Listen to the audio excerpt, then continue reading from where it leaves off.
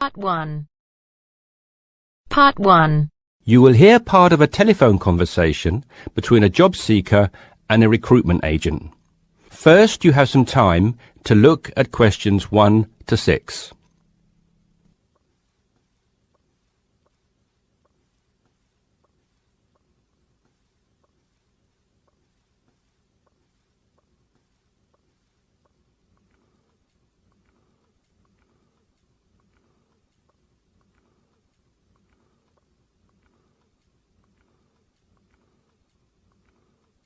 You should answer the questions as you listen because you will not hear the recording a second time.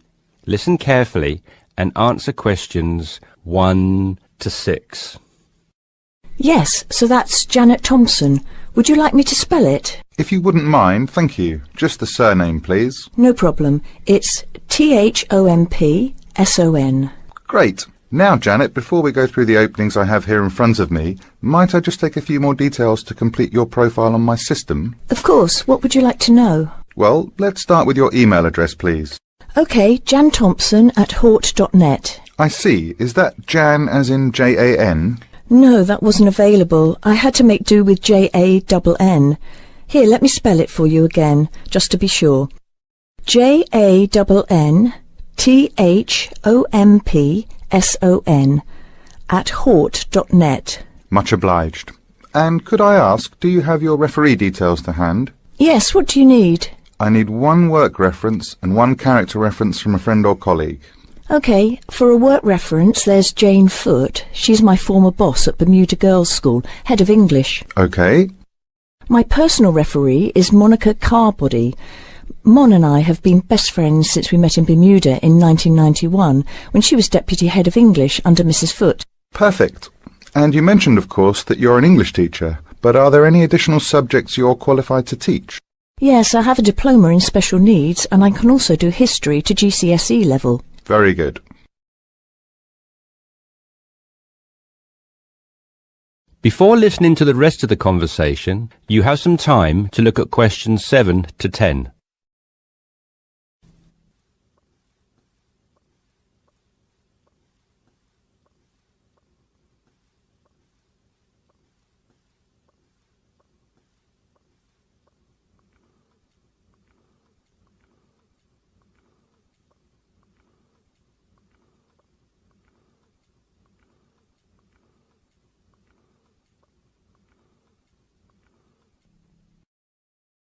Now listen and answer questions 7 to 10.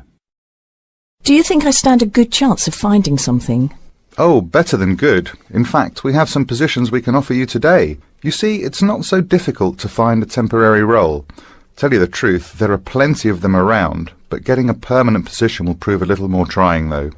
Would you be prepared to take up a position short-term? Of course, anything that pays. Excellent. Well, there are 3 positions that I can offer you right now. The first is a teacher of English in LaSalle School. I'm sure you know it, right in the city centre. Yes, near where I live, actually. Even better. Well, it's a 6-month contract, and the very attractive thing about this role is that the head of English at LaSalle will, if she's satisfied with your performance after 6 months, offer to make you a permanent member of staff. Wow, that's food for thought. It certainly is, bearing in mind what I said before about how hard it is to find a permanent role. The second position I have to offer you is in a school near Chelsea. It's called the Chelsea Free School. Are you familiar? I can't say that I've heard of it. Well, this contract is for 1 year, which is a lot better, looking at it from a short-term job security perspective, than the first role I mentioned. But you also have to realise that you are a temporary replacement for a female teacher who has taken maternity leave. There is no prospect of the position being made permanent. I see. I have one other vacancy at the minute, though I doubt you'll find it quite so appealing. It's situated in rural Cambridgeshire. I'll spell that just in case you want to take it down. CAMBRIDGESHIRE. And the school simply goes by the name Cambridge, though it's not in any way related to the other more well-known establishment of the same name. I was just going to ask that. What a lovely location, though, eh? Yes, but there's a catch. It's only a 6-week contract to cover for someone on extended sick leave. I see. Well, I guess that's ruled out then. What sort of salary can I... That is the end of part 1. You now have half a minute to check your answers.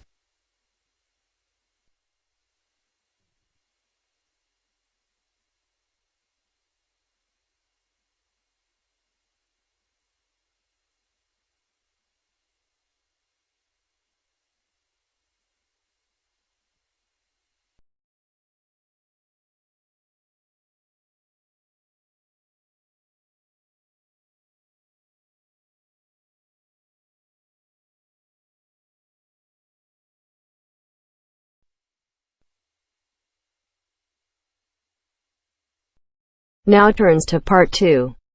Part 2. You will hear an introductory speech to students at a summer school. You have 30 seconds to look at questions 11 to 14.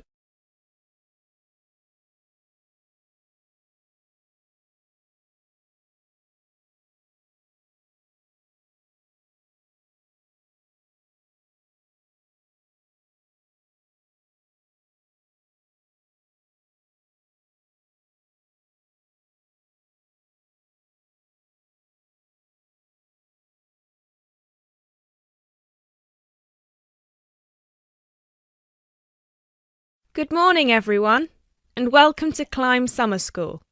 Now, I know most of you have travelled a long way to get here, and you're probably looking forward to settling into your rooms. So I promise I won't keep you long, but we've got to get through this very brief induction just to make your stay here as pleasurable as possible. Now, as you can see, while we're located very close to the centre of London, we're actually quite cut off from the main road. And we've got plenty of space for our facilities and students. This was part of our founder's vision, Jasmine Climb, who thought that the best environment for teenage students would be a place that combines the comforts of a big cosmopolitan city with the beauty and serenity of a quiet, remote site. Now, back in 1983, when our school was founded, this all here was an abandoned warehouse, and the classes were held in the main building that you can see over there. There were no trees, no conifers surrounding the property. There wasn't even a main gate. It took years and a great deal of effort to get our school to where it is today. And I'm sure that if you take a look at page 34 in your brochures, where you can find a picture of what the school used to look like back then, you'll agree that the changes we've made are more than impressive. But it's not just the facilities that make Climb Summer School special, obviously, and I'm certain you already know this. Over the following 10 weeks, you'll receive an assortment of classes on a variety of topics, ranging from language, literature and poetry to creative writing, communication and project management. All of these modules have been designed to improve your chances of getting a place in the universities of your choice, while also giving you the opportunity to learn, excel, and of course, also socialise with people from all over the world. I can tell you, just among the 30 of you, we've got about 21 different nationalities. So what happens now? First of all, I'll be handing out a map of the premises for you to have a look at, and explaining where everything is. Once we're done here, you'll all be taken to your rooms where you can unpack and relax for a couple of hours. And later on, we'll be having our first activity of the day, a mix and match lunch in the main hall, where you'll have the chance to meet your new classmates. Later on in the afternoon, we'll be handing out your first project assignments and splitting you into teams. And tonight we'll be having our very first film night, starting with an early 20th century special.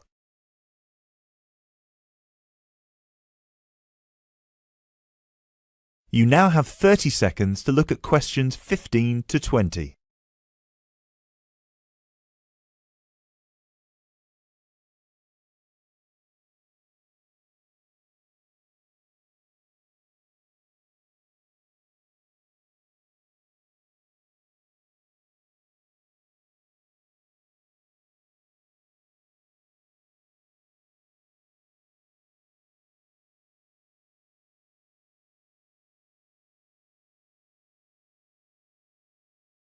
So, let's get on with the map.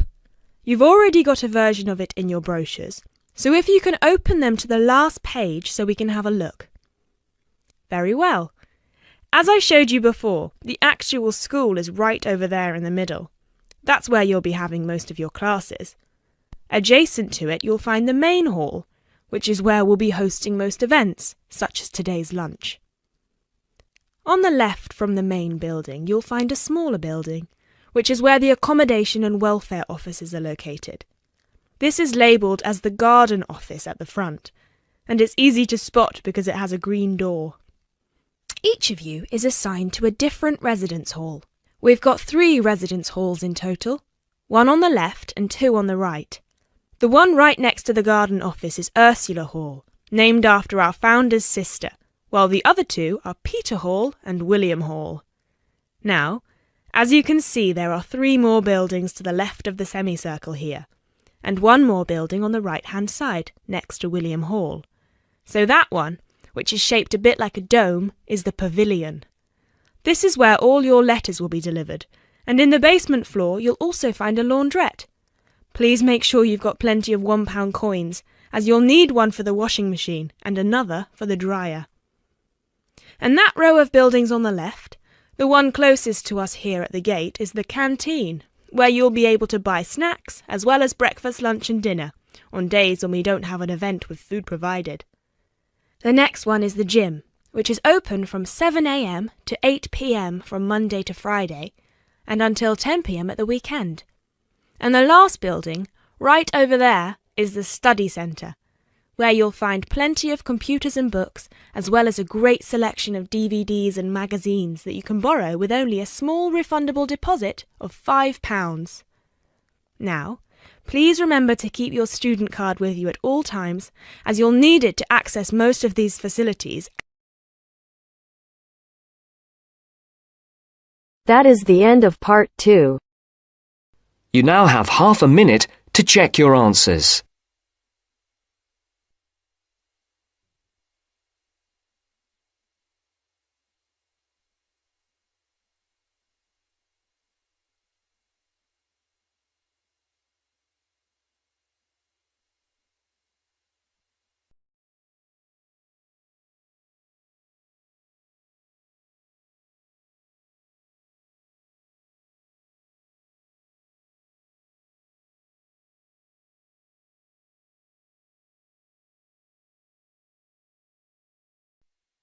Now turns to part 3. Part 3. You will hear 2 business studies students, Evelyn and Mark, preparing for a seminar presentation. Before you hear the conversation, you have some time to look at questions 21 to 25.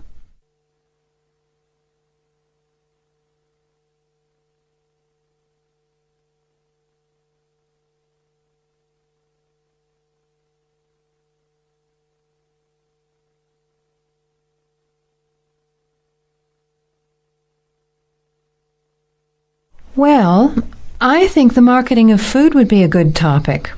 I read a very interesting article the other day about the Canadian food market. I suppose everybody's interested in food, even if it's trying not to eat. Why Canada? I know that's where you come from, but isn't it just all North America, really? No, that's why I thought this article was interesting. Although lots of US companies are well established in Canada, and vice versa, there are still subtle differences between the 2 markets. It says here, the Canadian market is definitely not a northern clone of the US. I like that. And it says that if you understand these differences, it can have a big impact on successful food marketing. So I know that Canada has a big French-speaking population in Quebec. Is this what they're referring to? Not only French and English speakers, there are many different ethnic groups in Canada. It's really quite multicultural.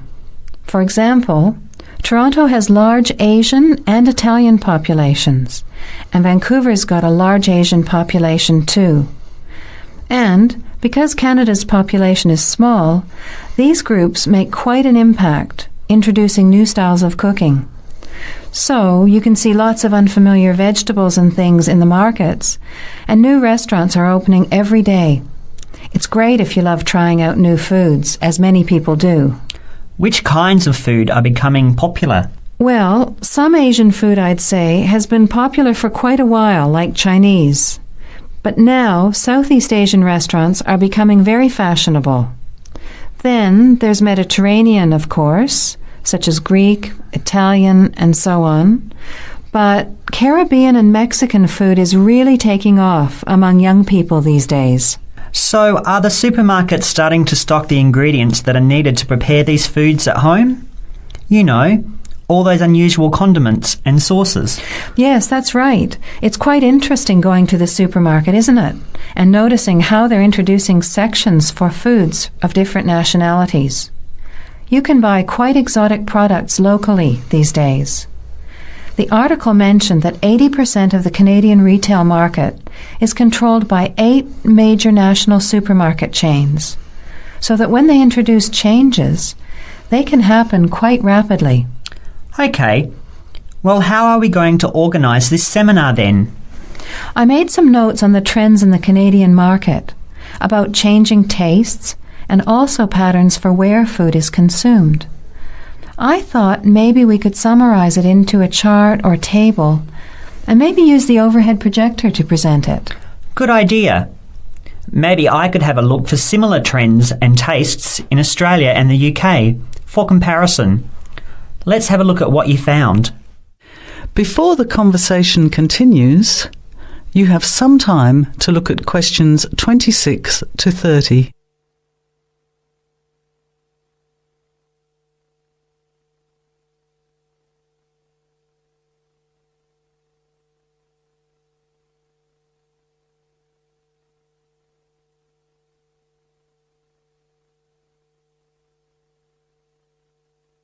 Now, as the conversation continues, answer questions 26 to 30. The most significant trend, it seemed to me, was that Canadians are definitely interested in healthy food. For example, did you know that salads are the third most commonly eaten food in Canadian restaurants? Really? What about organic food then? Is that becoming more popular? Yes, it's definitely moving into the mainstream compared to a few years ago. And a recent survey showed that 4 out of 5 shoppers said that they check the fat and nutritional information on the packet when they're deciding what to buy. What other trends did you find out? There's one change I noticed straight away when I was home last year in the meat department. You know, here the meat packaging says rump steak or 4-quarter chops and so on. Well, they discovered that most consumers these days didn't know what to do with these roasts and rounds and ribs. So the government approved a new naming system for cuts of meat, which is related to the required cooking technique. What a good idea. I've never really understood the difference between sirloin, rump, round and all those names. So how many new categories are there? 8. There are 3 kinds of steak, for grilling, for marinating, and for simmering. And then there's what they call quick-serve beef, for stir-fries, I suppose. And premium oven roast, pot roast, and stewing beef. It's a great idea, isn't it? I hope it catches on here. I agree. Any other trends that you thought were significant? Well, what's really interesting is what the article called mobile meals. In other words, more and more Canadians are eating meals away from home, but not just eating more junk food. They're projecting a 40% increase in snack food sales over the next 3 years, and the growth is coming from healthy snacks. You know, the ones that have less cholesterol and fat, such as muesli bars, health food bars, and those types of products. Apparently, in the food marketing jargon, they're called nutritious portable foods, which means healthy snacks. The other major trend is that young people are doing more of the food shopping these days, so marketing has to be aimed more at them, as well as more conventionally at the mother. Thanks, Evelyn. I think we'll have an interesting discussion about these trends and the comparisons with other English-speaking countries. I'll see if I can get some information about them to compare with yours, and meet you on Friday to put it together. See you then. Bye. That is the end of part 3. You now have half a minute to check your answers.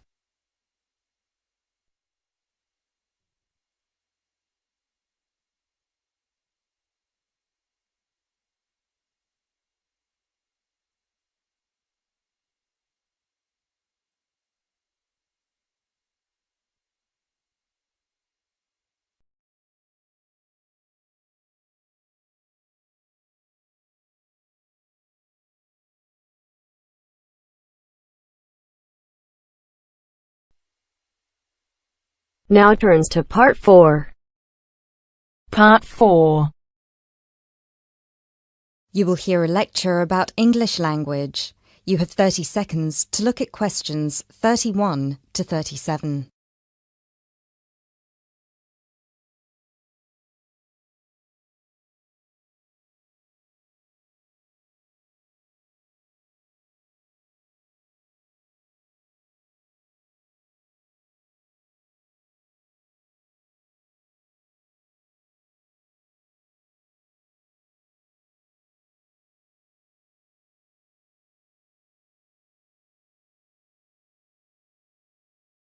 Those of you who were here last week will remember that we talked about the journey of the English language from its early Indo-European origins through to Old English, Middle English, and then to early and late modern English before it reached the form that it has today. Today, we will be continuing that theme by focusing on the future of the English language and all the places it might go from here.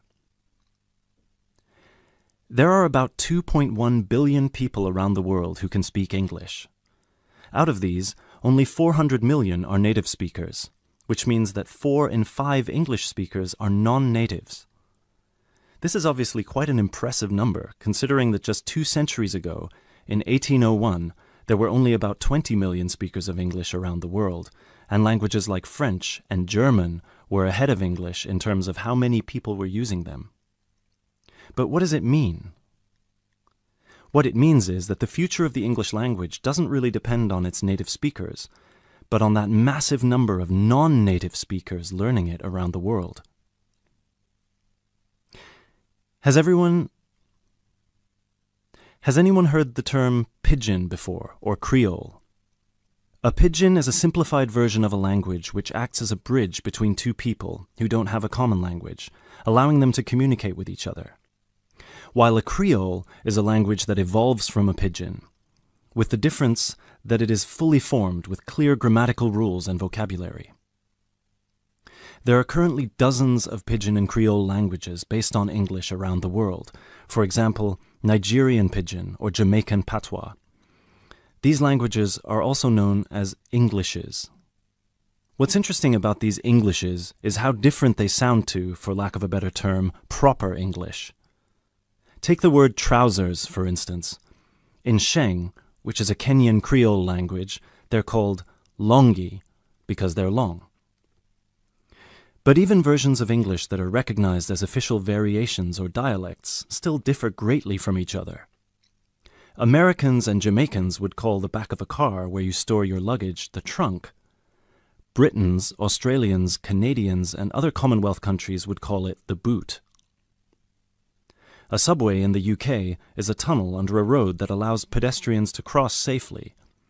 In the US, it's an underground train. You might think of these differences as minute, but when you take into account the dozens of different versions of English out there, a very intriguing parallel arises with another language from the past: Latin. Latin, too, used to be a lingua franca. Nowadays, it's all but dead, spoken only by a few clerics and scholars. At some point in history, it splintered into various different languages which became known as Romance languages.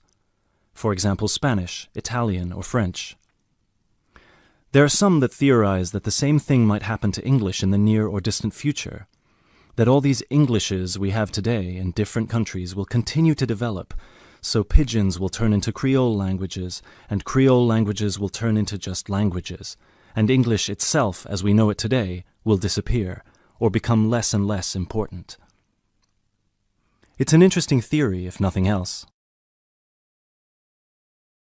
You now have 30 seconds to look at questions 38 to 40.